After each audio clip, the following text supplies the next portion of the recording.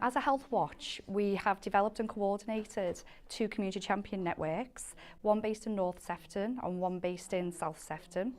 And those community champion networks are made up of local voluntary community faith sector groups, along with libraries, children's centres, health centres, and on a bi-monthly basis, both networks come together to talk about issues affecting local people around health and social care. One of the issues that has come up is around urgent care services. I think you've got to try to manage it yourself, if you know what I mean, and make your own decisions.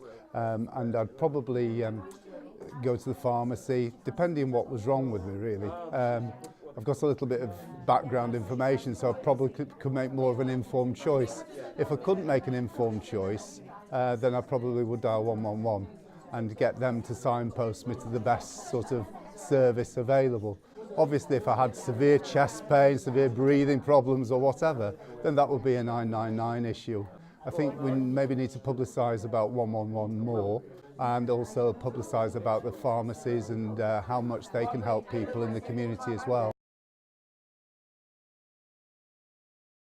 I would probably initially go online because that's who I am, but I hear more and more about this 111. And a lot of people recommend it, so I think if I came up against something in the future, that probably would be my first port of call now. But I was aware of it, but I didn't fully understand what it did. And today's been great, actually, speaking to other people. I understand it a bit more now, and I think it's the first port of call for everybody, certainly out of hours anyway. Even during the day, actually, because they can recommend whether you go to your GP or whether you need more urgent care than that, or whether it's something that your pharmacist could deal with. I think what would make it easier for me is if I had something that I could refer to that said, right, you've got a cold, go to see your pharmacist. I've never had a problem accessing something. I've always, you know, I think the NHS is wonderful, so I've always been treated and prepared for whatever it may be. It's just that if something happened tomorrow, I wouldn't be quite clear about where I'm supposed to go about it.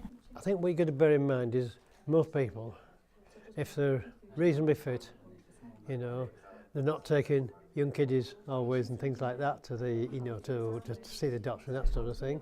They don't see the doctor from one year into the next. And as far as I can tell, the main thing is through some form of advertising in the local paper, things like that. For example, at bank holidays, there's a lot that you'd give a lot of information out now, you know, and I think this sort of information should be included. Because when is it that you're ill? Weekends or bank holidays, aren't you?